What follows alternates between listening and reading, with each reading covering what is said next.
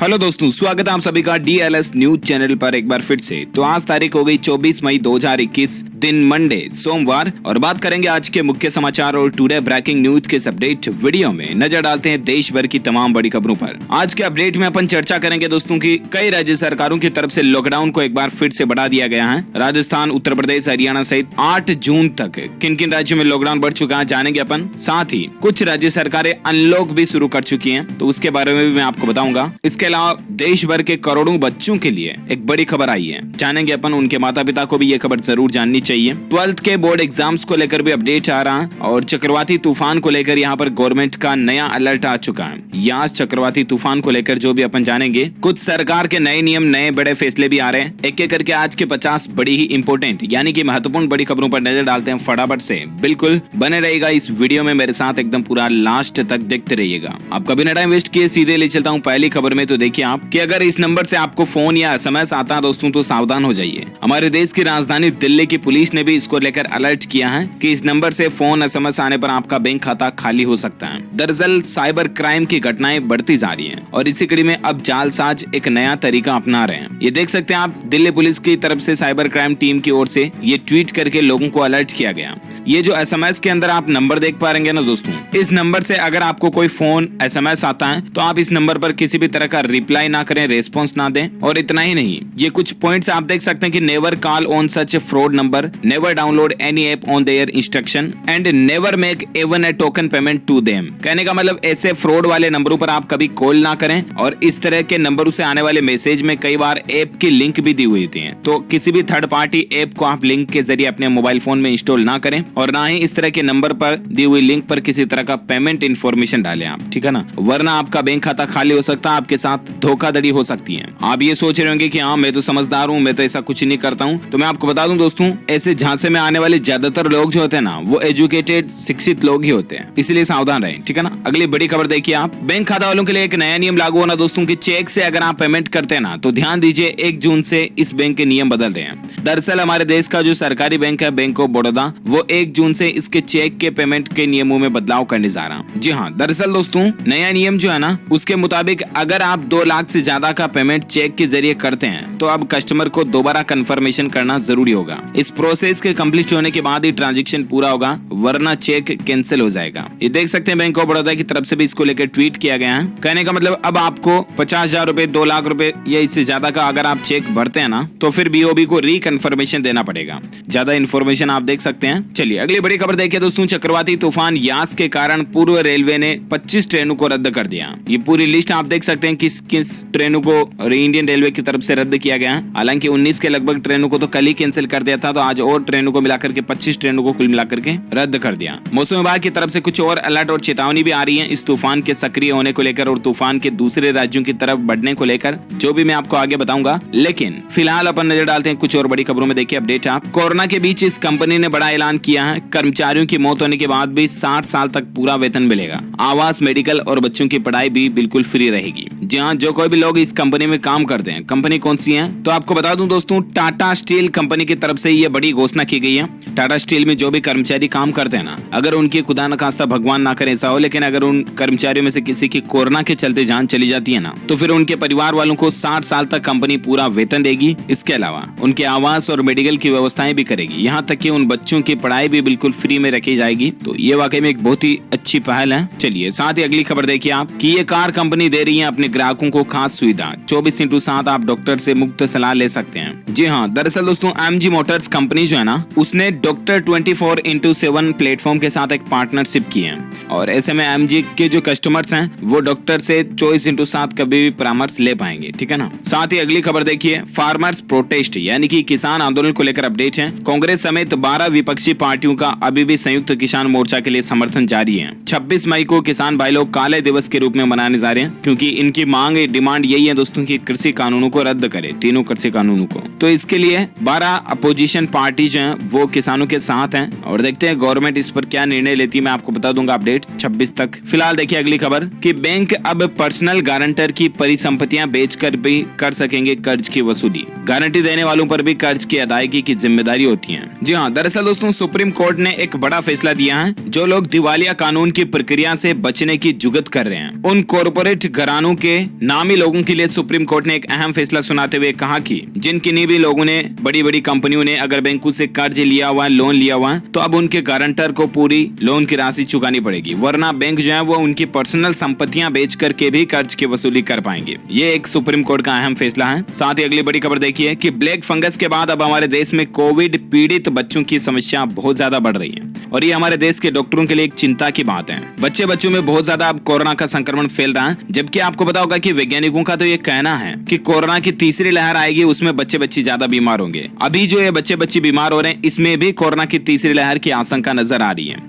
Third wave में बड़े पैमाने पर बच्चे प्रभावित हो सकते हैं। बाल आयोग ने हर राज्य से आईसीयू समेत बच्चों के इलाज वाले 22 उपकरणों का एक डेटा भी मांगा है। ये देख सकते हैं आपकी बच्चों के हेल्थ इंफ्रास्ट्रक्चर से जुड़े आंकड़े। हेल्थ सर्वे और रिपोर्ट्स के मुताबिक भारत में 78.1% बाल रोग विशेषज्ञों की कमी है। सरकारी रिपोर्ट्स में बच्चों के NICU, वेंटिलेटर, मेडिकल उपकरण के आंकड़े ही नहीं है। Rural health statics, neonatal health mission report में भी बच्चों से जुड़े आंकड़े मौजूद नहीं है। बच्चों के इलाज के लिए ट्रेंड नर्सेज और पैरामेडिकल स्टाफ का राज्यवार डेटा भी अवेलेबल नहीं है। यानी कि बच्चों के इलाज की कितनी खामियां हैं अभी हमारे प्रशासन में, सिस्टम में, गवर्नमेंट में। इन सब चीजों को दूर करने की जरूरत है, क्योंकि कोरोना की थर्ड वेव बच्चों के लिए हानिकारक हो सकती है, राइट। और इसीलिए वैज्ञानिकों की और डॉक्टरों की पहले से प्री चेतावनी, प्री अलर्ट निकल कर आ रहा। देखिए दोस्तों, कोरोना की तीसरी लहर के पहले कर्नाटक सरकार ने एक बहुत ही अच्छा कदम उठाया है। बच्चों के लिए स्थापित किए जाएंगे special children Covid care centre, मतलब कि जहां केवल बच्चों का ही इलाज रहेगा, केवल बच्चों को ही रखा जाएगा। इस तरह के चिल्ड्रन कोविड सेंटर भी अब कर्नाटक गवर्नमेंट बनाने जा रही है। कोरोना की तीसरी लहर के पहले ये जरूरी कदम उठाया जा रहा और वाकई में सराहनीय है। चलिए साथ ही अगली बड़ी खबर देखिए आप कि दोस्तों 71 साल बाद फिर दिखेगा दुनिया का सबसे तेज दौड़ने वाला जानवर, हमारे भारत में दिखेगा। 3 सेकंड में दोस्तों 103 किलोमीटर की स्पीड रफ्तार पकड़ लेता है ये जानवर। नाम क्या है इसका? चीता,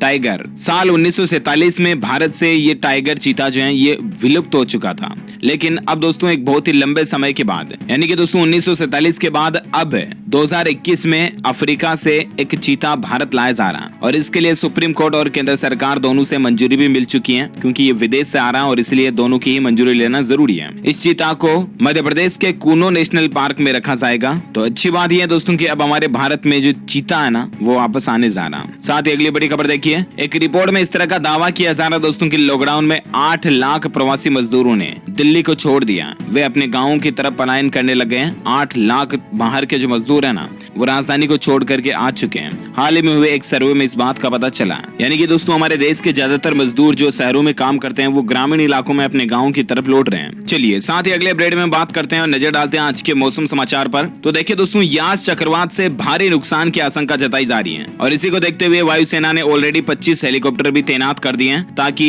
ये तूफान आने के बाद बचाव राहत कार्यों में उनको काम में लिया जा सके। आपको बता दूं, भारतीय मौसम विज्ञान विभाग का कहना है, मौसम विभाग ने अलर्ट जारी किया कि बंगाल की खाड़ी में जो कम दबाव का क्षेत्र बन रहा है वो अब गंभीर हो रहा है और धीरे धीरे वो एक विकराल चक्रवाती तूफान का रूप ले रहा है। इस चक्रवात को यास नाम दिया गया। ये 26 मई को पश्चिम बंगाल तथा उड़ीसा तट से टकराने की संभावना है। वहीं देखिए, चक्रवात यास से निपटने के लिए सेना भी तैयार हो चुकी है और मेडिकल टीम के साथ साथ दवाइयां और राहत बचाव का सामान लेकर मौके पर मौजूद हैं। अभी दोस्तों ये जो तूफान है और भी ज्यादा खतरनाक होता जा रहा है। अब मौसम विभाग ने इसको लेकर जो चेतावनी जारी की है, नई अलर्ट है, उसके मुताबिक देखिए कुछ ही घंटों में विकराल रूप धारण करेगा यास। कल ही आपको पता होगा पीएम मोदी ने इस तूफान को लेकर एक समीक्षा की बैठक भी की। ये जो चक्रवाती तूफान है इसमें दोस्तों 155 से 165 किलोमीटर प्रति घंटे की रफ्तार से हवाएं चल सकती हैं। प्रशासन की तरफ से इस तरह का अलर्ट आ रहा है। अब ये तूफान कब तक आने की संभावना है? तो वैसे तो इसका प्रभाव 25 तारीख से शुरू हो जाएगा, लेकिन 28 तक ये चक्रवात यास जो है प्रचंड असर ले लेगा, यानी कि बहुत बड़ा विशाल बन जाएगा और उसके बाद ये पश्चिम बंगाल, उड़ीसा इन तट से टकरा सकता है। झारखंड राज्य में भी चेतावनी जारी की गई है मौसम विभाग की तरफ से। तो इन 3 राज्यों के आसपास के इलाकों में रहने वाले लोग बाग जरूर सावधान रहें और अलर्ट रहें। वहीं देखिए दोस्तों, चक्रवाती तूफान यास से लोगों को बचाव के लिए एनडीआरएफ की 5 टीमों को ऑलरेडी कलकत्ता भी रवाना कर दिया। कोलकाता में भी इसकी तबाही का खतरा है और इसलिए उसको वहां पर 5 टीमों को वहां भेजा गया। वहीं वाराणसी से पश्चिम बंगाल गई एनडीआरएफ की 5 टीमें, बाबतपुर एयरपोर्ट से एयरलिफ्ट वगैरह को भी लिया गया है। तो ये कुछ प्रशासन की तैयारियां चल रही इस यास तूफान को लेकर। ओके,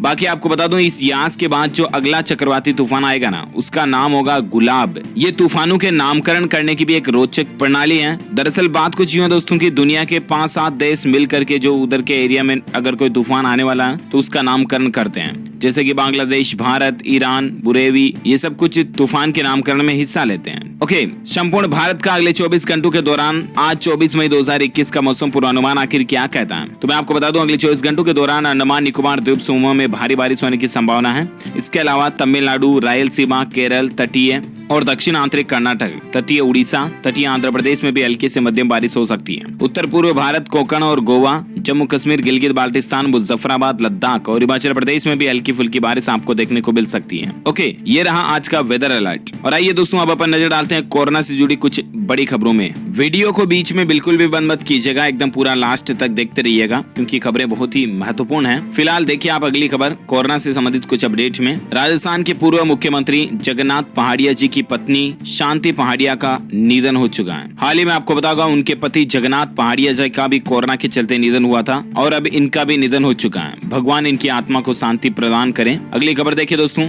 विदेश जाने वाले यात्रियों को एयरपोर्ट पर दिखानी होगी QR कोड वाली RT-PCR रिपोर्ट। इस तरह का नया नियम भी लागू हो चुका है। दरअसल नागरिक उड्डयन मंत्रालय ने एक बड़ा फैसला लिया। जो लोग फॉरेन विदेश में जाना चाहते हैं उन यात्रियों को अब एयरपोर्ट पर QR कोड वाली कोरोना RT-PCR रिपोर्ट नेगेटिव दिखाना जरूरी होगा। चलिए साथ ही अगली खबर देखिए, उत्तराखंड सरकार का बड़ा ऐलान है। कोविड से अनाथ बच्चों को हर महीने भत्ता देने के अलावा नौकरी की व्यवस्था भी करेगी। जी हाँ दोस्तों, उत्तराखंड के मुख्यमंत्री तीरथ सिंह रावत ने जो ऐसे बच्चे जिनके माता पिता की कोरोना से मौत हो चुकी है, वे बच्चे अब इस दुनिया में अगर अनाथ हो चुके हैं तो उन बच्चों के लिए एक नई योजना की शुरुआत की है। ये आप देख सकते हैं, कल ही तीरथ सिंह रावत ने ट्वीट करके बात की जानकारी दी है कि आपकी सरकार ने तय किया कि प्रदेश के सभी ऐसे बच्चे जिन्होंने कोविड-19 महामारी से अपने माता पिता को खोया ना, उन सभी बच्चों की जिम्मेदारी अब उनको पढ़ाना लिखाना, उनके खर्चे पानी वगैरह सब की जिम्मेदारी गवर्नमेंट खुद उठाएगी। इसके लिए हम मुख्यमंत्री वात्सल्य योजना की भी शुरुआत करने जा रही है उत्तराखंड की राज्य सरकार। वाकई में सैल्यूट सरकार के इस फैसले को। और अगली खबर देखिए दोस्तों, कुछ डॉक्टरों ने ऐसे भी चौंकाने वाले खुलासे किए कि RT-PCR टेस्ट जो है ना, वही ब्लैक फंगस की बड़ी वजह बन रहा है। यानी कि कोरोना की जांच करना ही ब्लैक फंगस का एक महत्वपूर्ण कारण हो सकता है। हालांकि फिलहाल गवर्नमेंट की तरफ से ऐसा कोई ऑफिशियल अपडेट नहीं आ रहा, सिर्फ और सिर्फ देश के कुछ डॉक्टर वगैरह जो है चौंकाने वाले खुलासे कर रहे हैं, चिंता कर रहे हैं इस बात को लेकर। देखते हैं ऑफिशियली WHO की तरफ से या गवर्नमेंट ऑफ इंडिया की तरफ से ऑफिशियल क्या अपडेट आता है, मैं आपको बता दूंगा। फिलहाल देखिए आप अगली खबर, इस महामारी के चलते दोस्तों, अभी जो कोरोना महामारी चल रही है ना, इसके चलते अमेरिका और ब्राजील के बाद भारत दुनिया का तीसरा ऐसा देश बन चुका है जिसमें मौत का आंकड़ा 3 लाख के पार पहुंच चुका है। यानी कि भारत में कुल मरने वालों की संख्या आज 3 लाख से भी ज्यादा हो चुकी है। यानी कि भारत में भी कोरोना से कितनी मौतें हुई इस बात का अंदाजा आप लगा सकते हैं। साथ ही बड़ी खबर देखिए आप, उत्तर प्रदेश की मुख्यमंत्री योगी आदित्यनाथ सरकार ने बड़ा फैसला लिया। जो लोग अब कोरोना दवाओं की कालाबाजारी करेंगे ना, उनकी संपत्ति गवर्नमेंट जब्त कर लेगी। ये मुख्यमंत्री योगी का आदेश है। अभी इस कोरोना काल के दौरान जो कोई भी लोग अगर दवाइयों की, मेडिसिन की कालाबाजारी करता हुआ पकड़ा जाता ना,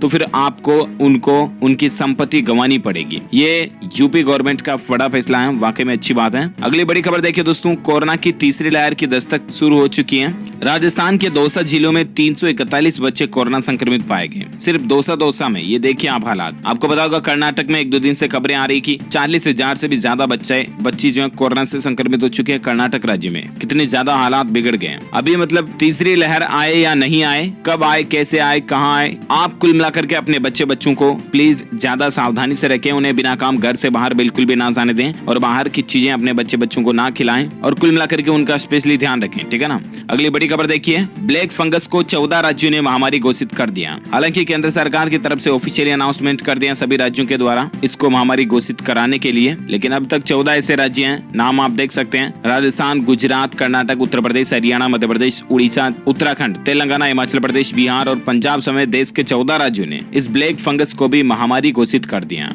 अच्छा, साथ ही बड़ी खबर देखिए, राजधानी दिल्ली में 1 सप्ताह तक के लिए लॉकडाउन को बढ़ा दिया गया है। हालांकि दिल्ली में 31 मई से ही अनलॉक की प्रक्रिया शुरू होगी, ये कहना दिल्ली के मुख्यमंत्री अरविंद केजरीवाल की ओर से। साथ ही बड़ी खबर देखिए दोस्तों, कोरोना से रिकवर होने के बाद हो सकते हैं गैंग्रीन का शिकार। जिस तरह से दोस्तों अभी कोरोना मरीजों में ब्लैक फंगस का मामला देखा जा रहा ना, उसी तरह से अब कोरोना से ठीक होने वाले लोगों में गैंग्रीन बीमारी का भी शिकार होना पड़ सकता है उनको। शुगर पेशेंट और स्मोकर्स जो बीड़ी सिगरेट वगैरह पीते हैं, स्मोकिंग करते हैं, उन लोगों को इससे ज्यादा खतरा है।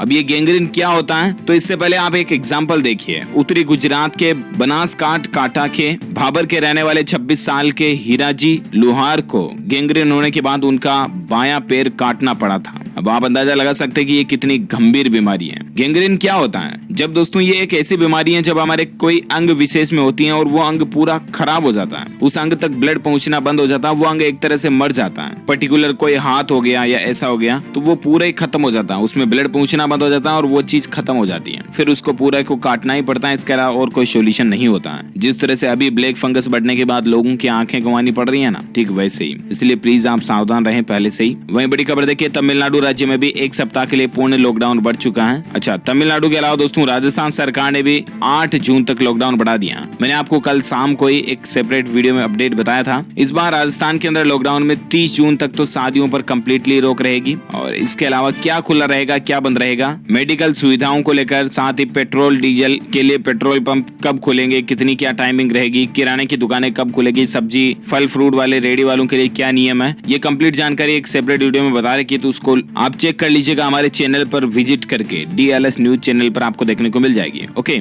साथ ही देखिए दोस्तों, जम्मू कश्मीर से केरल तक आखिर किन किन राज्यों ने लॉकडाउन को बढ़ा दिया, तो यहाँ पर लिस्ट दी हुई है। दिल्ली, उत्तर प्रदेश, केरल, तमिलनाडु, गुजरात, महाराष्ट्र, हरियाणा, झारखंड, छत्तीसगढ़, कर्नाटक, जम्मू कश्मीर, गोवा और राजस्थान, इन राज्यों ने लॉकडाउन को बढ़ा दिया। ऑलमोस्ट सभी राज्यों ने 31 मई तक तो लॉकडाउन एक्सटेंड कर ही दिया है और राजस्थान सरकार ने आपको पता होगा कल ही 8 जून तक लॉकडाउन को बढ़ा दिया, ठीक है ना।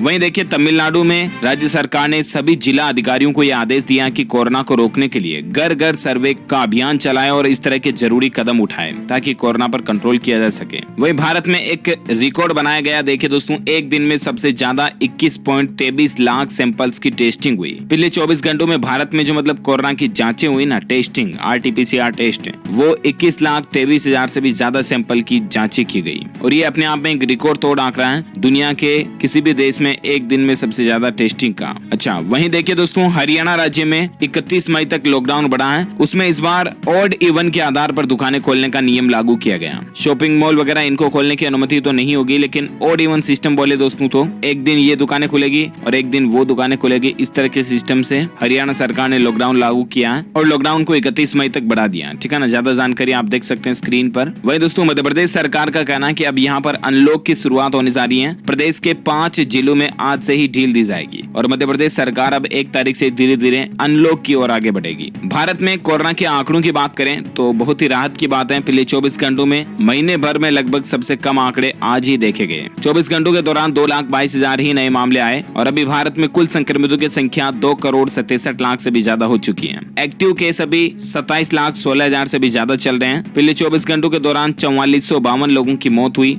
और उसके बाद भारत में कुल मरने वालों की संख्या का आंकड़ा 3,03,000 से भी ज्यादा पहुंच चुका है। तो ये तो रहे आज के कोरोना अपडेट्स और अब अपन नजर डाल लेते हैं कुछ एजुकेशन शिक्षा से संबंधित खबरों पर। तो आपको पता होगा कि CBSE की बोर्ड एग्जाम्स को लेकर कल ही एक महत्वपूर्ण बैठक हुई और उसमें ये निर्णय लिया गया दोस्तों कि एक तो 25 मई तक राज्यों से लिखित में सुझाव मांगे हैं। शिक्षा मंत्री निशंक बोले कि छात्रों का भविष्य महत्वपूर्ण है और इसीलिए एग्जाम को रद्द तो नहीं किया जा सकता, लेकिन यहाँ पर राज्य सरकारों की तरफ से 25 तारीख तक सुझाव मांगे गए हैं और उसके बाद CBSE 12th के एग्जाम को लेकर कोई डिसीजन लेगी। वहीं दिल्ली के डिप्टी CM का कहना है कि पहले बच्चों को वैक्सीन लग जाए उसके बाद ही एग्जाम कराने चाहिए। अब CBSE के 12वीं के परीक्षाओं का क्या होगा, इस पर अंतिम फैसला 30 मई को आएगा। 1 जून से पहले आ जाएगा तो मैं आपको बता दूंगा DLS न्यूज चैनल के माध्यम से अपडेट। या तो दोस्तों जुलाई में इसकी परीक्षाएं होने की संभावना है या तो एग्जाम रद्द कर दिया जाता है या क्या होता है, जो कोई भी ऑफिशियल अपडेट आएगा तो मैं आपको बता दूंगा। वहीं राजस्थान बोर्ड की परीक्षा जून में कराने की सूचना इंटरनेट पर वायरल हो रही है। इस पर भी शिक्षा विभाग का कहना है कि ऐसा कोई भी प्लान अभी नहीं है। इंटरनेट पर मतलब सोशल मीडिया पर इस तरह का मैसेज वायरल किया जाना कि राजस्थान बोर्ड की 5 जून से परीक्षाएं होंगी, तो इस तरह का दावा फर्जी है।